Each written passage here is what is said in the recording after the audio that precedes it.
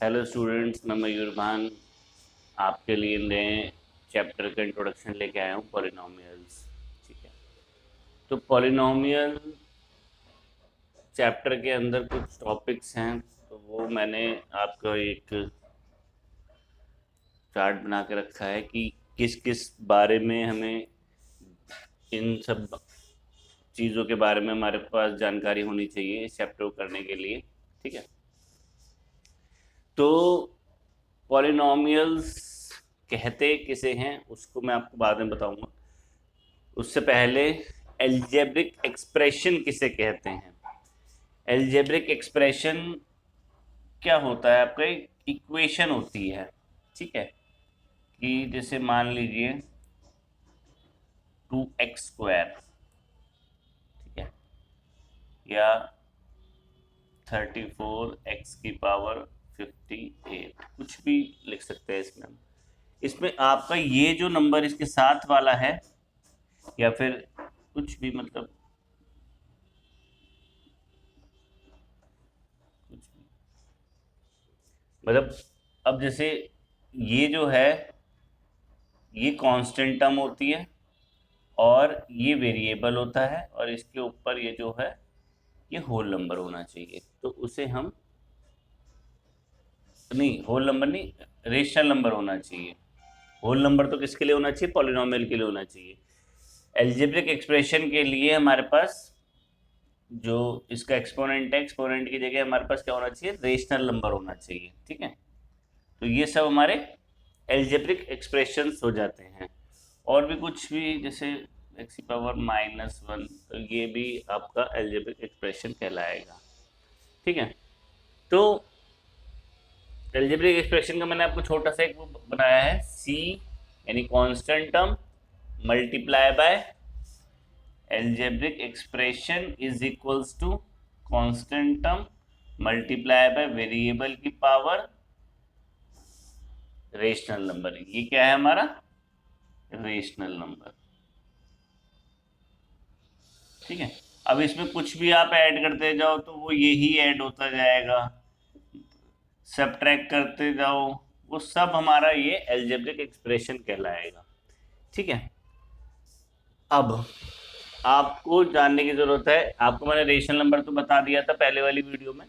अब मैं आपको बताता हूँ कि कांस्टेंट किसे कहते हैं और वेरिएबल किसे कहते हैं। वैसे तो आपको पता होगा, लेकिन फिर भी एक रिवाइज हो जाएगा, जिन बच्चों को नहीं पता उनको पता चल जाएगा। तो एल्जेब्रिक एक्सप्रेशन तो मैंने आपको बता दिया, ये एल्जेब्रिक एक्सप्रेशन का वो होता है फॉर्मूला। अब इसमें कुछ भी और भी सब ऐड करते जाओगे आप, वो सब एल्जेब्रिक एक्सप्रेशन कहलाएगा। ठीक है, अब आता है कांस्टेंट और वेरिएबल। कांस्टेंट किसे कहते हैं और वेरिएबल किसे कहते हैं? कांस्टेंट क्या होता है? जिसकी value value can not be change, जिसकी वैल्यू कभी कोई चेंज नहीं कर सकता। यानी अगर वो 2 है तो वो 2 ही है, उसकी वैल्यू कुछ और नहीं हो सकती। 3 है तो वो 3 ही है। तो कांस्टेंट टर्म किसे कहते हैं? जिसकी वैल्यू हम चेंज नहीं कर पाते। इसके अपोजिट वेरिएबल किसे कहते हैं हम? Variable, variation. वेरिएबल का मतलब क्या हो? वेरिएशन यानी चेंजेस। तो इसमें वैल्यू कैन बी चेंज, यानी इसको हम डिनोट करेंगे एक्स वाई जेड। तो इसमें क्या होता है? एक्स की वैल्यू कुछ भी हो सकती है, 1 भी हो सकती है, 2 भी हो सकती है, 3 भी हो सकती है, 4 भी, 5 भी, -1, कुछ भी एक्स वाई जेड। तो वेरिएबल किसे कहते हैं? जिसकी वैल्यू चेंज हो सकती है। ठीक है, तो ये हो गया आपका। ठीक है, अब एक चीज है कोफिशिएंट, इसके बारे में भी आपको पता होना चाहिए। कोफिशिएंट, कोफिशिएंट किसे कहते हैं? अब जैसे आपने यही देख लिया, वैसे तो ये कांस्टेंट है, लेकिन अगर इसके साथ जाएगा ये 2x⁴, तो अगर इसे अलग से बोलेंगे तो ये जैसे ही एक एल्जेब्रिक एक्सप्रेशन बन गया, यही वाला बन गया 2x⁴ प्लस 2। ठीक है, अब ये 2 तो कांस्टेंट टर्म हो जाएगी, ये 2 तो कांस्टेंट टर्म हो जाएगी, तो इसमें हमारी कांस्टेंट टर्म क्या हो गई 2, और कोफिशिएंट ऑफ x⁴ क्या हो गया, वो भी 2, क्योंकि x⁴ के मल्टीप्लाई में। तो कोफिशिएंट से आप क्या समझेंगे कि किसी का भी कोफिशिएंट बोला है तो उसका हमें मल्टीपल बताना है। तो अगर कोफिशिएंट ऑफ x⁴ अगर हमें निकालना है तो हमें क्या बताना है, x⁴ का मल्टीपल क्या है उसके अंदर। ठीक है, अब समझते हैं पॉलिनोमियल।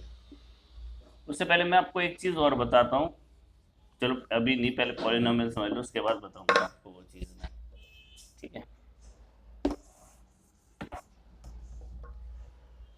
पॉलिनोमियल, अब जैसे हमने एल्जेब्रिक एक्सप्रेशन में पढ़ा था कांस्टेंट इनटू वेरिएबल की पावर रेशनल नंबर, अब पॉलिनोमियल के अंदर क्या होता है अभी, ठीक है, कांस्टेंट इनटू वेरिएबल की पावर, इसमें क्या होना चाहिए पॉलिनोमियल के लिए, होल नंबर होना चाहिए, जो वो एक्सपोनेंट में होती है उसके।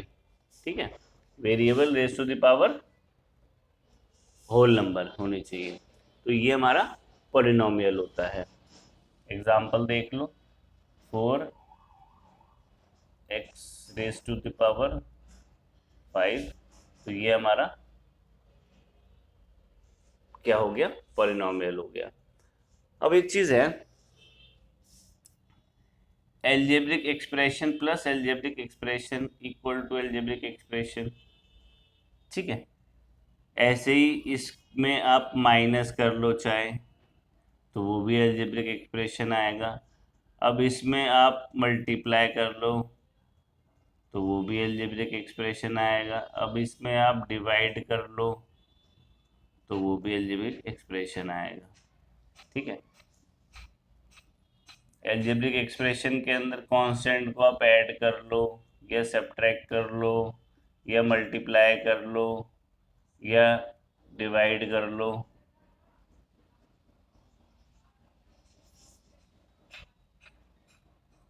कांस्टेंट से, तो एल्जेब्रिक एक्सप्रेशन ही आएगा। बट पॉलिनोमियल में ऐसा एक दो चीज़ों में नहीं होता, एक में ही नहीं होता I think, polynomial plus polynomial तो पॉलिनोमियल ही आएगा, पॉलिनोमियल माइनस पॉलिनोमियल तो भी पॉलिनोमियल आएगा, पॉलिनोमियल मल्टीप्लाई बाय पॉलिनोमियल तो पॉलिनोमियल आएगा, पॉलिनोमियल डिवाइड बाय पॉलिनोमियल इसमें नहीं पता हमारे को कि क्या आएगा। इसमें P0 P1 कर दीजिए आप इसे, P0 P1 P0 P1, तो ये हमारा P2 P2। ठीक है, अब degree of P0 is greater than degree of P1 होनी चाहिए, तब वो पॉलिनोमियल आएगा। Degree of P0 is greater than होनी चाहिए डिग्री ऑफ P1। ठीक है, डिग्री मैं आपको बताऊंगा कि क्या किसे कहते हैं। तो इसमें पॉलिनोमियल में ऊपर वाले की डिग्री ज़्यादा होनी चाहिए नीचे वाले की डिग्री से, तब वो पॉलिनोमियल आएगा, अदरवाइज वो एल्जेब्रिक एक्सप्रेशन बन जाएगा। ठीक है, अब हमारे पास ऑल ये वाला हो गया हमारा, ये हो गया, ये हो गया, ये हो गया, ऑल, हाँ ठीक है, इसको मिटा देते हैं हम। अब एक और स्टेटमेंट है वो आपको याद रखनी पड़ेगी, all polynomials are algebraic expression but all algebraic expression are not polynomial. सारे पॉलिनोमियल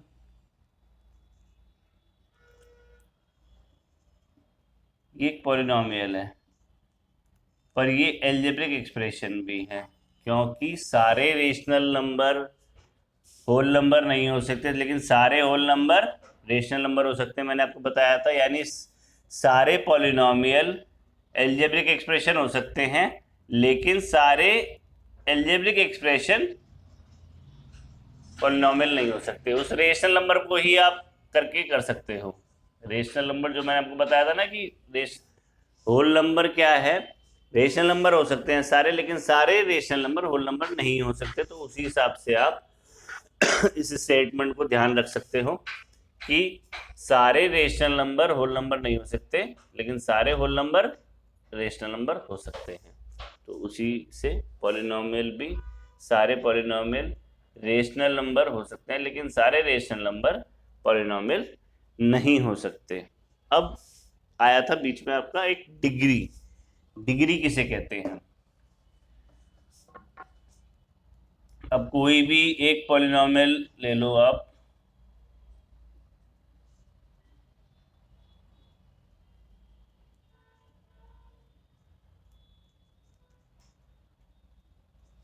ठीक है, ये आपने एक पॉलिनोमियल ले लिया, इसमें डिग्री ऑफ पॉलिनोमियल बताना है आपको। तो डिग्री ऑफ पॉलिनोमियल किसे कहते हैं? Highest power of variable. ठीक है, हाईएस्ट पावर ऑफ वेरिएबल क्या है इसके अंदर? हाईएस्ट वेरिएबल एक्स है हमारे पास इसमें, तो हाईएस्ट पावर कितनी है? 4। तो डिग्री ऑफ पॉलिनोमियल इसमें कितनी हो जाएगी? 4। ठीक है, तो ये है डिग्री ऑफ पॉलिनोमियल।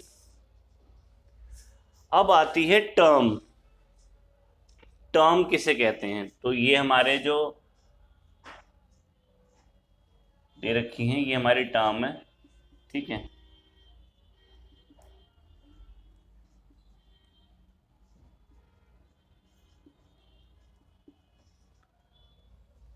अब टर्म 1 हमारी कौन सी हो गई? 3x²।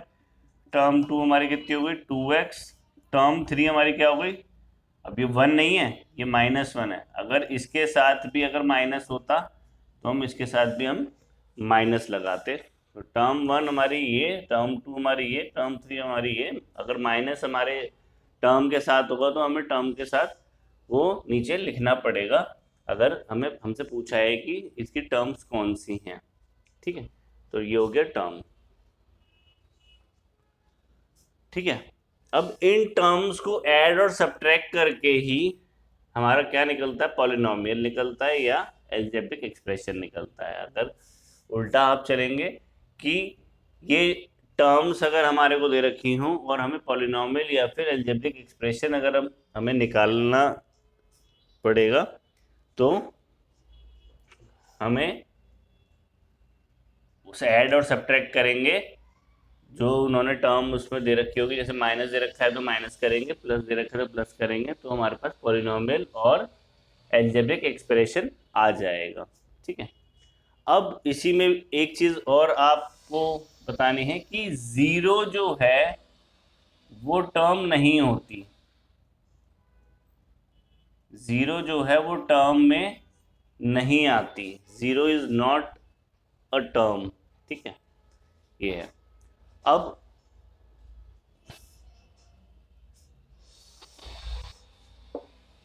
कांस्टेंट पॉलिनोमियल किसे कहते हैं ये पढ़ेंगे। जीरो पॉलिनोमियल किसे कहते हैं?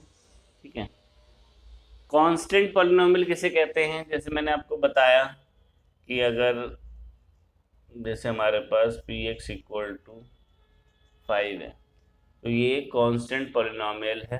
ठीक है, तो इसके मल्टीप्लाई में वेरिएबल की पावर कुछ भी होती रहे, लेकिन वो वेरिएबल की पावर ज़ीरो होगी। ज़ीरो होगी, किसी की पावर भी ज़ीरो होती है। तो उसका आंसर 1 आता है। ठीक है, किसी की पावर भी ज़ीरो होगी, 1000 की होगी, 2000 की होगी, या किसी की पावर भी ज़ीरो होगी, तो वो उसके आंसर 1 होता है किसी की। ठीक है, तो उसका आंसर 1 होता है। ठीक है, तो इसमें इसका आंसर 1 हो गया, तो 5 × 1 तो 5। आ गया हमारा, तो यानी हमारे पास वो कांस्टेंट ही बचा। तो ये कांस्टेंट पॉलिनोमियल कहलाता है। जीरो पॉलिनोमियल किसे कहते हैं? जीरो से वेरिएबल की पावर होल नंबर अगर मल्टीप्लाई हो जाए लेकिन आंसर हमारा जीरो ही आएगा उसका। ठीक है, तो ये हमारा एक जीरो पॉलिनोमियल हो गया। ठीक है, अब आते हैं all term should be polynomial. अगर हम ऐड और सब्ट्रैक्ट करते हैं, अगर हम ऐड और सब्ट्रैक्ट करते हैं पॉलिनोमियल के लिए टर्म्स को, तो हमारी सारी टर्म जो है वो पॉलिनोमियल ही होनी चाहिए। सारी टर्म्स ऐड और सब्ट्रैक्ट जो हम कर रहे हैं वो हमारी सारी टर्म्स पॉलिनोमियल ही होनी चाहिए। अदरवाइज वो पूरा जो वो है वो अलजेब्रिक एक्सप्रेशन हो जाएगा। और पॉलिनोमियल अगर रहा तो वो, अगर सारे पॉलिनोमियल्स रहे तभी वो पॉलिनोमियल बन पाएगा। अगर कोई उसमें से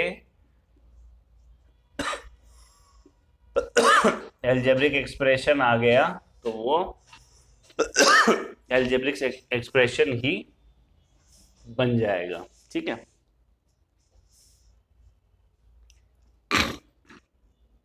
zero will not be counted as a term, ये मैंने आपको बता दिया ऊपर अभी। ठीक है, अब classification of polynomial based on degree of polynomial. तो क्लासिफिकेशन ऑफ पॉलिनोमियल क्या होता है? मान लीजिए किसी भी पॉलिनोमियल में ये आ गया, या एक पॉलिनोमियल में ये आ गया, या एक पॉलिनोमियल में ये आ गया। ठीक है, अब इसमें जो डिग्री है वो कितनी आ गई? 1 आ गई। इसकी जो डिग्री है वो आ गई 2 आ गई। इसकी जो डिग्री है वो कितनी आ गई? 3 आ गई। ठीक है, डिग्री 1 वाले को क्या क्लासिफाई करा जाता है? Linear polynomial. ठीक है, और इसके लिए क्वाड्रेटिक पॉलिनोमियल, इसके लिए क्यूबिक पॉलिनोमियल। ठीक है, तो जिसमें डिग्री 1 होता है पॉलिनोमियल में उसे लीनियर पॉलिनोमियल बोलते हैं, जिसमें डिग्री 2 होता है उसमें क्वाड्रेटिक बोलते हैं, जिसमें डिग्री 3 होता है उसको क्यूबिक पॉलिनोमियल बोलते हैं। तो ये हमारा क्लासिफिकेशन ऑफ पॉलिनोमियल भी हो गया। Degree of zero polynomial is not defined. Zero polynomial जो होता है इसमें जो डिग्री होती है वो नॉट डिफाइन होती है। ये आपका उसमें आ सकता है एमसीक्यूज में। ठीक है, if n is a degree of polynomial, अब क्या है कि then in this polynomial we can have at most n plus 1 term। अगर डिग्री ऑफ पॉलिनोमियल, अब जैसे मान लीजिए इसकी डिग्री हमारी कितनी है? 3 है, तो इसकी जो मैक्सिमम टर्म्स हैं वो कितनी हो सकती हैं? तो मैक्सिमम टर्म्स इसमें कितनी हो सकती हैं? अब जैसे ये n है तो n प्लस 1 यानी 3 प्लस 1 तो 4 हो फोर हो सकती हैं इसमें। ठीक है, तो ये चीज आपको वन उसमें आ सकती है एमसीक्यूज में कि डिग्री ऑफ पॉलिनोमियल जितनी भी होगी उससे टर्म्स, नंबर ऑफ टर्म्स जो हैं वो n प्लस 1 मैक्सिमम हो सकती हैं। वैसे तो कम भी हो सकती हैं, इसको हम ऐसे भी लिख सकते हैं जैसे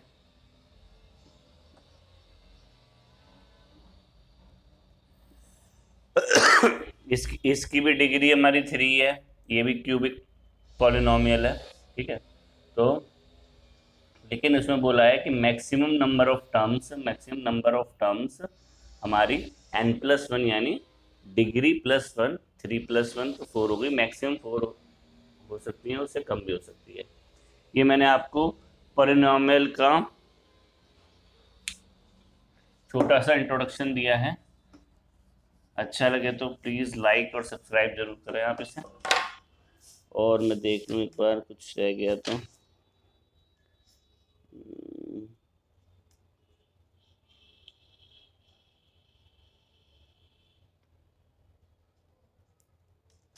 ठीक है, ये पार्ट 1 है इस चैप्टर का। सेकंड वीडियो के अंदर मैं इसके बारे में आपको क्वेश्चंस का बताऊंगा। ठीक है, अच्छा लगा तो लाइक और सब्सक्राइब करें। Thank you.